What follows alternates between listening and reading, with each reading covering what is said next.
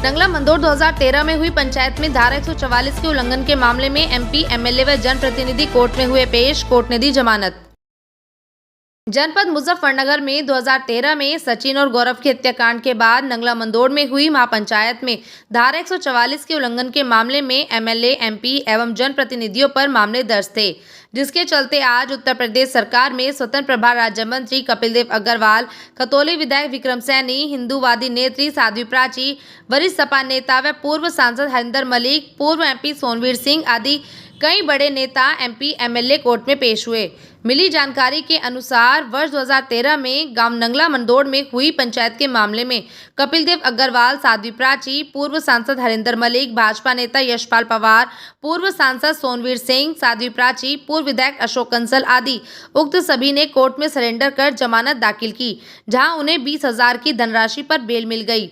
इस दौरान वरिष्ठ अधिवक्ता एवं सिविल बार संघ के पूर्व महासचिव विजेंद्र मलिक, अधिवक्ता राजीव शर्मा, अधिवक्ता शामवीर सिंह सैनी आदि अधिवक्तागण मौजूद रहे।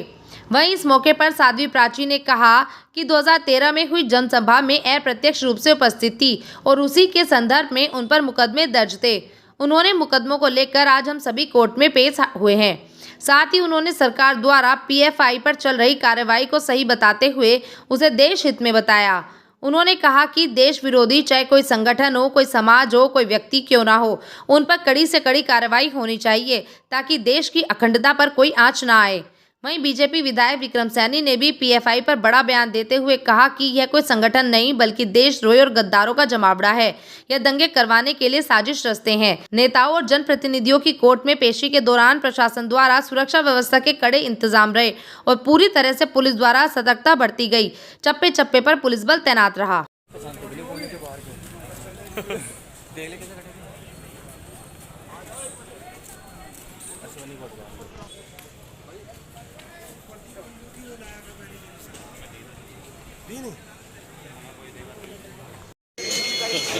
अरे मंत्री जी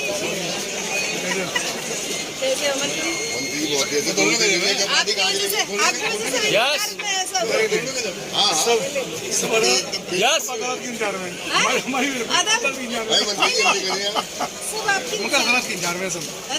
आपकी वजह से खड़े हैं कैमरा आ रहा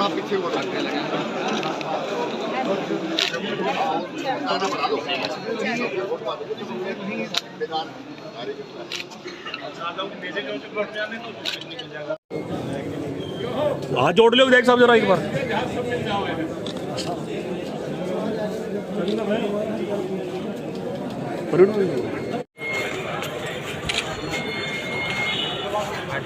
आओ जाओ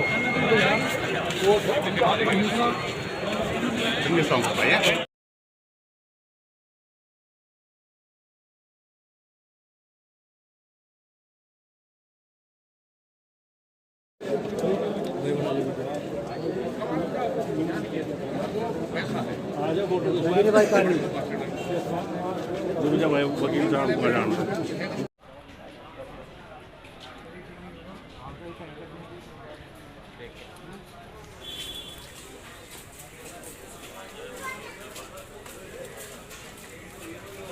दो 2013 में मुजफ्फरनगर के अंदर नंगला मंदोर में एक जनसभा हुई थी। गौरव और सचिन की जो हत्या टुकड़ों टुकड़ों में की गई थी, उसके विरोध में जो जनसभा हुई थी, मैं वहाँ पर प्रत्यक्ष रूप से उपस्थित रही थी। उसी के संदर्भ में 2013 में सपा सरकार ने हमारे ऊपर मुकदमे किए थे। वो मुकदमे आज मैं उसी मुकदमे के दौरान मैं इसमें कोर्ट में हाजिर हुई हूँ। तो इस समय पीएफआई को लेकर देश में जांच चल रही है, कई लोग गिरफ्तार भी हो चुके हैं, मुजफ्फरनगर से भी कह रहा है। पीएफआई एक आतंकवादी संगठन है और उस पर कड़ी से कड़ी कार्रवाई सरकार कर रही है और करनी चाहिए, क्योंकि ये आतंकवादियों का संगठन है और जो कार्रवाई हो रही वो उचित कार्रवाई है और जरूरी है देश हित में, राष्ट्र हित में। अभी वक्फ संपत्ति का भी सर्वे जो भी सरकार द्वारा चलाया जा रहा है, तो मैडम उसके बारे में देखिए, चाहे मदरसों की जांच हो या वक्फ बोर्ड की जांच चल रही हो, योगी जी जो कर रहे हैं वो उत्तर प्रदेश के हित में होगा, राष्ट्र हित में होगा। कोर्ट में मुकदमे की तारीख थी जो 2013 में कबाड़ दंगे हुए थे जी। उसकी तारीख थी। आज कल भी तारीख थी, कल भी आया था मैं, और आज भी तारीख है। इसमें आए हुए हैं सब लोग। क्या मामला है? वो दंगा हुआ था ना कबाड़, जी। इसी मामले में है। अच्छा, लगातार तारीखें लग रही है तो क्या समझा जाए? पुलिस ने फर्जी मुकदमे लगा दिए थे तो उन्हें ढोरे उसी में आया। तो लगातार तारीखें लग रही है, क्या समझा जाए कि फैसला जल्दी आएगा? फैसला जल्दी आने की उम्मीद है। अच्छा विधायक जी, अभी पीएफआई के ठिकानों पर लगातार छापेमारी चल रही है, आज भी छापे चल रहे हैं, सैकड़ों जो है कार्यकर्ता पकड़े गए हैं। मुजफ्फरनगर से भी एक पकड़ा गया है इस्लाम काश्मीर। इस पर क्या कहेंगे कि पीएफआई की किस तरह की कार्रवाई है? जो देश के लिए गलत काम करेगा, देशद्रोह काम करेगा, वे पकड़े जाएंगे। उनका सबका पर्दाफाश हो रहा। बहुत बड़ा षड्यंत्र है जो सरकार के संज्ञान में आया है, उसी संबंध में छापेमारी हो रही है। ये सब चाहे मुजफ्फरनगर में हो, चाहे हिंदुस्तान के किसी कोने में बसे हुए हों, ये सब पकड़े जा रहे हैं। मदरसों को इन लोगों का कहना कि पीएफआई एक सामाजिक संगठन है जो मजलूम, जो दबे कुचले मुस्लिम है उनकी सहायता करता है। ये पीएफआई लोगों के हाथों में पत्थर देता है और पत्थर मरवाता है। ये कत्ल करने की ट्रेनिंग देते हैं। ये सामाजिक संगठन नहीं है, ये देशद्रोही संगठन है। इसमें देश से गद्दार हैं। इस्लाम काश्मीर के परिवार वालों का कहना है कि हमारा तो जो आदमी वो था इस्लाम काश्मीर था, साबुन सरफ बेचता था, मदरसे में पढ़ाता था। जब पकड़े जाते हैं सबके घर वाले ऐसे ही बोलते हैं। और ये तो जांच होगी, दूध का दूध पानी का पानी हो जाए। निर्दोष कोई जेल नहीं जाएगा और दोषी बख्शा नहीं जाएगा। मुख्यमंत्री जी ने वक्फ की संपत्ति के जांच के निर्देश दिए, उसमें वक्फ बोर्ड के विरोध कर दे। जांच होगी भाई, जो सही है वो सही रहेगा। नहीं, कुछ लोग विरोध कर रहे हैं। आज भी ज्ञापन डीएम साहब को फर्जी कब्जे कर रखे वे कब्जे हटेंगे, और जो ज़मीन ठीक है, जिनके कागज सही है, कोई आँच आने वाली नहीं है। हमें तो 4 दिन पहले पता लगा कि सन 2013 का कोई धारा 144 तोड़ने का मुकदमा हमारे खिलाफ है। अब ये पता नहीं कि 2013 से 2022 तक ये कहाँ रहा। हमें 4 दिन पहले पता लगा कि आपके एनबीडब्ल्यू हैं। हमने कानून का और माननीय न्यायालय का सम्मान करते हुए अपने आप को सरेंडर किया और बेल कराई। क्या मामला? अब हमें जानकारी नहीं है। ये बता कि आपने धारा 144 तोड़ी थी, वह कहाँ लगी थी, कैसे टूटी थी, वे हम उस बात को जानते हैं। हमारे जो लर्निड कौंसल हैं वो फाइल देखेंगे, फाइल देख कर पता लगा। आज तो सबसे पहले हमें अदालत के सामने अपने आप को प्रस्तुत करना था और माननीय न्यायालय का सम्मान करते हुए बेल करानी थी। 2013 में कवाल कांड हुआ था मलिक साहब, तो उसमें आप वो दुर्भाग्यपूर्ण स्थिति थी। आप भी गए थे उसमें? शायद आपको जानकारी थोड़ी अधूरी है।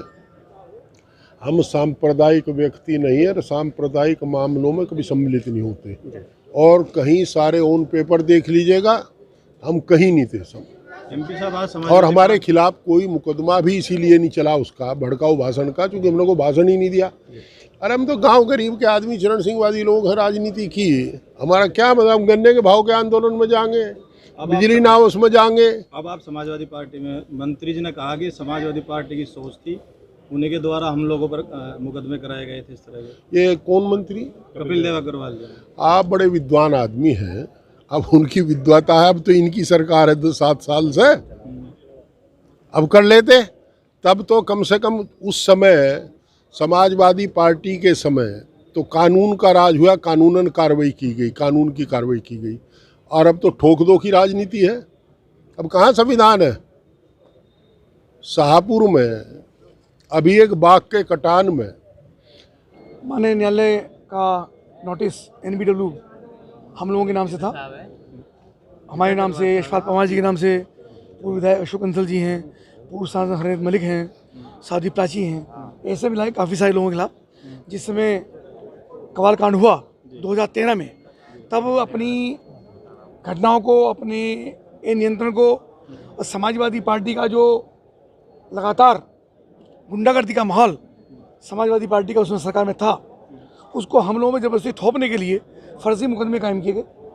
उसी फर्जी मुकदमे में आज माननीय न्यायालय का NBW नोटिस जारी हुआ, उसी हम सब लोग यहाँ पर आए हैं और आज जमानत हम लोगों ने कराई है। अब ये तो जानकारी नहीं है, लेकिन काफ़ी सारे लोग हैं। अब बिल्कुल समाजवादी पार्टी की सरकार में जिस दिन से घटना हुई, हम सबको ध्यान है। मैं उसका स्मरण कराना चाहूँगा आप सबके माध्यम से कि मुजफ्फर में जिस वक्त से कवालकांड हुआ और 2 युवाओं की हत्या केवल इसलिए हुई कि बार बार शिकायत के बावजूद भी तत्कालीन सरकार, तत्कालीन प्रशासनिक अधिकारी उस बेटी की सम्मान की रक्षा नहीं कर पाए और 2 युवक झगड़ा करते हुए उनकी हत्या हो गई और दंगा एक मुजफ्फर के अंदर हुआ। लगभग 100 लोगों की जान मुजफ्फर में गई और तत्कालीन प्रशासन ने, तत्कालीन शासन ने, सरकार ने अपने अपराध को छिपाने के लिए हम सब पॉलिटिकल लोगों पर, जो वहाँ पे एक तरीके से जागरूक नागरिक रहते थे, एक फर्जी मुकदमे हम पे कायम करने का काम किया। तत्कालीन SSP DM को वहाँ पे रात को हटाया गया और उन अपराधियों को वहाँ पे छोड़ा गया। एक ऐसा कांड उससे मुजफ्फरनगर का और कलंकित करने का वो कांड था, तो निश्चित रूप से हम सब लोग शर्मिंदा रहे उसमें। भारतीय जनता पार्टी की सरकार आने के बाद वो सब चीज़ें धीरे धीरे उनका पुनरीक्षण हो रहा है और हमको लगता है कि माननीय न्यायालय उसके अंदर ठीक प्रकार से निर्णय करने का काम करें। वर्ष 2013 में 31 अगस्त को एक पंचायत नगला मंदौड़ में आयोजित की गई थी। उसमें प्रशासनिक निषेधाज्ञा इस जिले में लागू की गई थी, उसी के उल्लंघन का ये मामला था। इसमें आज माननीय मंत्री कपिल देव अग्रवाल जी, अशोक कंसल जी, यशपाल पंवार जी, पूर्व MP सोनवीर जी, हरेंद्र मलिक जी, साध्वी प्राची, ये सभी लोग इन्हें कोर्ट में सरेंडर एप्लीकेशन डाला। उसके बाद इनके बेल एप्लीकेशन पर सुनवाई हुई। शासन की ओर से लोक अभियोजक ने अपना पक्ष रखा। दोनों पक्षों के, दोनों अधिवक्ताओं के तर्कों को सुनने के बाद, क्योंकि बेलेबल सेक्शन था, तो माननीय न्यायालय ने इसमें बेल मंजूर की है। कस्टडी में रखे गए, कितनी देर तक इन लोगों को कस्टडी में रखा? सामान्य प्रक्रिया है। सरेंडर एप्लीकेशन के बाद जब भी कोई व्यक्ति सरेंडर करता है या कोई भी अभियुक्त सरेंडर करता है, तो निश्चित रूप से जब तक बेल एप्लीकेशन की सुनवाई होती है तब तक वो न्यायिक अभिरक्षा में रहता ही। किस मामले में आए थे आज? ये क्या? ये वर्ष 2013 का निषेधाज्ञा से जुड़ा हुआ एक मामला था, सेक्शन 188 का। तो बेलेबल सेक्शन था। माननीय न्यायालय ने दोनों पक्षों के तर्कों को सुनने के बाद बेल मंजूर की है और बेल पर उक्त सभी लोगों को छोड़ा गया है। टोटल कितने लोग थे इस मामले में? इस मामले में लगभग 25 लोगों को नामजद किया गया है, जिसमें लगभग 10 या 12 लोगों की बेल अभी तक हो चुकी है। अभी और भी लोग हैं? बाकी सभी लोग अभी बचे हैं। उनकी बेल एप्लीकेशन जैसे जैसे वो मूव करेंगे तो शासन की ओर से जो हम लोगों का अपना पक्ष है वो निश्चित रूप से रखा जाएगा। ठीक।